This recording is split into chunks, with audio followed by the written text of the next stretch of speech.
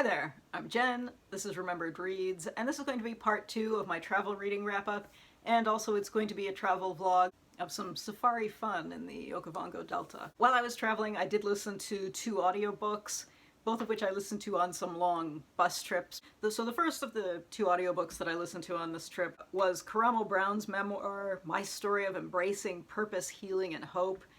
So he is one of the hosts of the new version of Queer Eye. And in this memoir, he basically breaks down his life growing up as the child of Jamaican immigrants, being on reality television. He was on The Real World at a time when reality television was sort of shifting into what we know it now. And it's kind of a breakdown of his family and his coming of age and his coming into celebrity.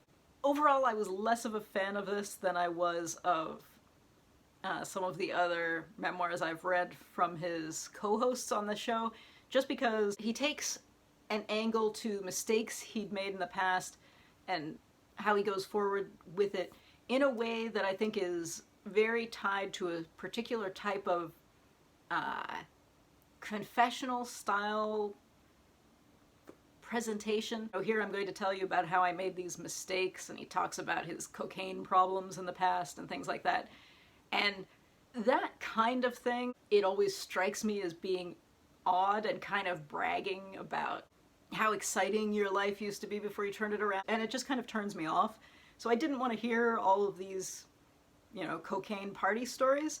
Now, I think for some other people that would be an absolute selling point, and so you might enjoy this a lot more than I did. I still found it interesting. He did go into some backstory about how his role on the show evolved in the first series versus the later ones, and I thought that was really interesting. But yeah, stylistically, it just wasn't the style of memoir that I would prefer to read, but that is very much a matter of taste, and if you like hearing celebrities talk about how they overcame their addiction by telling you these party stories to begin with, I'm sure you will enjoy this a lot more than I did. Yeah, it was interesting enough. I wasn't sorry that I read it, but yeah, it just wasn't my style. The second audiobook that I read was almost the opposite stylistically, and that was Chris Hadfield's An Astronaut's Guide to Life on Earth. What going into space taught me about ingenuity, determination, and being prepared for anything. Chris Hadfield is the Canadian astronaut who made a lot of videos when he was in space about space, and then later did the David Bowie cover that everybody watched. He's interesting in that he's somebody who decided when he was 9 years old that he wanted to be an astronaut, and that was at a time when Canada didn't even have a space program, so I think a lot of people would have assumed it wouldn't be possible, but he decided on his academic and career goals at that point and went for them. So a lot of this is about being willing to put in the work and make the sacrifices. He talks about how through a significant portion of his career, his wife was essentially a single parent because he was constantly, not just in space, but when he was in the Canadian Air Force, and then when he was working at various places in the US and in Russia with space programs before he went into space, he was basically away from his family constantly. And so he does acknowledge a lot of that, which is not necessarily something that everybody would do. Similarly, your feeling about people choosing to go into a volunteer military organization may vary, but he's very straightforward about, this is how he prepared for everything, and it is perhaps not the most exciting material, and I appreciated the straightforwardness of it, but I also listened to this on 1 1/4 speed because it is kind of slow going in parts. Because on the one hand, I appreciate the description of the dedication, but on the other hand, it does get a bit tedious at points. Still, it was interesting. I'm not a huge fan of space in particular, and I think if you had children who had ambitions to go to space, this might be more interesting for them than it would be for anybody else, or if you're a big space buff. Yeah, it was interesting, but it was a lot more dry than I had expected based on the reviews that I had seen. I guess I would describe this in contrast to the other memoir. It's a different kind of inspirational, right?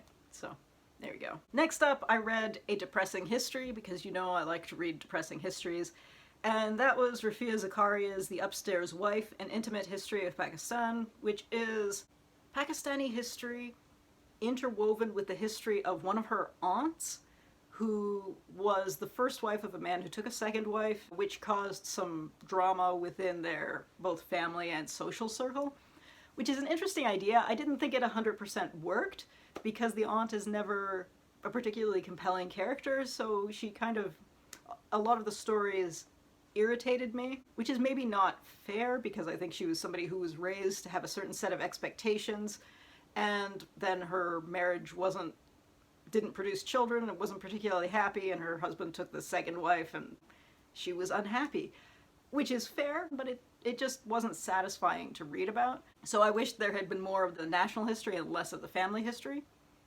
but this is what it is. So I like the idea of it more than I liked the execution, and I don't have a lot else to say about it, because I thought it was an interesting experiment in the way that one could structure this style of interwoven personal and political history, but it just felt like less than the sum of its parts for me. But your mileage might vary, so.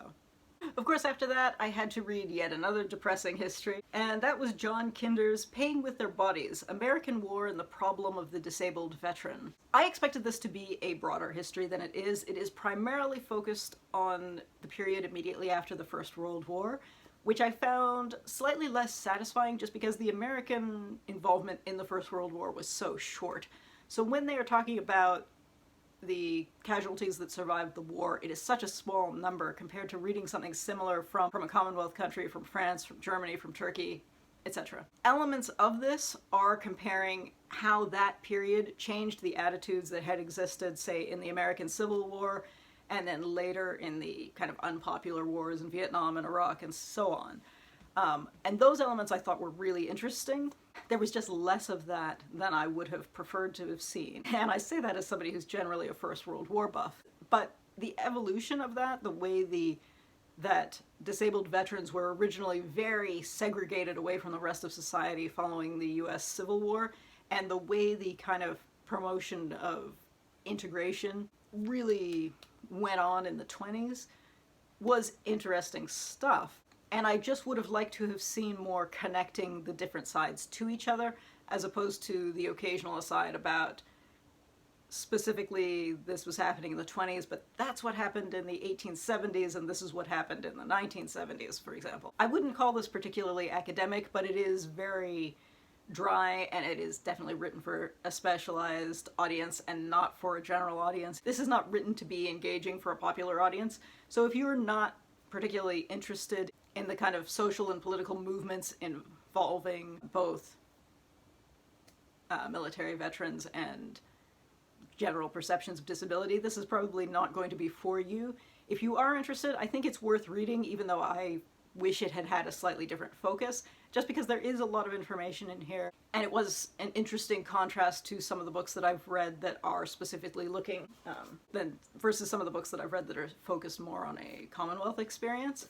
So that contrast was interesting. If I were recommending this, I would recommend it to a fairly narrow interest group. So, oh, I also read a really odd piece of pop nonfiction, which was called The Fangirls Guide to the Galaxy, a handbook for girl geeks by Sam Maggs, which just baffled me into what kind of target audience this is for. Some of it is written as though it's for, say, 10 to 12-year-olds who are kind of discovering their pop culture tastes, but then some of it is very sexual, which suggests it would be for an adult audience, except that it's such basic information. It does things like explain Twitter, and I just thought there's no adult person who needs that information. I don't think there's a 12-year-old who needs that information. It's really strange. It also describes various pop culture fandoms in really limited ways that I thought was kind of ridiculous. Yeah, it was just really strange. I have no idea who this book is for. I was expecting, I think, something more like the essay collection Luke Skywalker Can't Read that I read a couple of years ago, and this is just not that. It is literally a guidebook, but I don't know who it's a guidebook for because I can't imagine who would be reading this. It is very oddly focused. So I don't really have anything else to say about it, but yeah, it was not good. And then after that, I picked up Barbara Kingsolver's Animal Vegetable Miracle, A Year of Food Life. This is sort of like one of Michael Pollan's food books, The Omnivore's Dilemma in Defense of Food, etc., in that it is partially about her philosophy towards eating locally, as well as being a memoir of a year in which her family attempted to eat exclusively locally, although at the end she admits that they cheated. And it includes article-style sections by her husband and recipes with introductions by her daughter. This was a bit of an odd reading experience for me, just because I agree philosophically with a lot of her food views. She, for example, is someone who is big into balancing the weight of distance traveled versus there are a lot of locavores who are also vegans or vegetarians, and she is not. She is someone who makes the point that a lot of vegan and vegetarian products, especially protein replacement, especially protein heavy products, are things that are cultivated in questionable ways and then transported long distances. And so she's of the opinion that it is less of an environmental footprint to eat some meat in situations where, for example, if you keep some chickens in your backyard, these are not being factory farmed, you're aware of where this is coming from, that is less of a foot. Now, some of her description of this feels really negative towards vegans and vegetarians, some of whom are doing this not from a broader environmental angle, but purely from a value of animal lives angle, which I think she's a little dismissive of, even though I personally agree with the broader environmental picture of that. She also takes a kind of weird tone to a lot of this. Like, a lot of her backyard gardening, for example, is possible because she and her husband are financially well off enough that they can have this kind of small holding where they're raising chickens and growing vegetables and so on. So it comes off as a little smug. And the parts that her daughter writes come off as exceptionally smug. Now, some of that tone, may just be a matter of how your conversations normally go, because looking at the Goodreads reviews on this, I saw an almost exact 50-50 split of people who just hated the tone of this, which I did as well, and people who thought it was fine. So that's going to come down, that's obviously very subjective. For me, the tone was really off, and I felt like I was being lectured, even though I generally agree with most of the points she's making. So if I, as somebody who mostly agrees with her, thought this was off, if you have similar opinions about being lectured, and you are someone who either is not a locavore at all, or who maybe is, but is dedicated to being vegan or vegetarian, on either side of those, I think you will be even more unhappy than I was with this, because, again, I mostly agree with her and I resented being lectured like this. So, yeah, I was not thrilled with this. I'm also not a big fan of her novels, so, again, your opinion of her voice may be more positive than mine was going in. So, there we go. Alright, I'm going to end this here. As usual, if you've read any of these, I'd love to hear what you thought. And yeah, that's it for now. Ciao.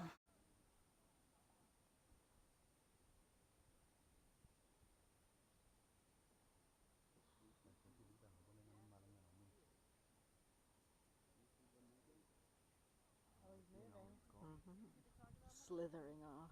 He's off, he's done. Back in the water. That's where we don't want him. Lots of people there. Lots of people.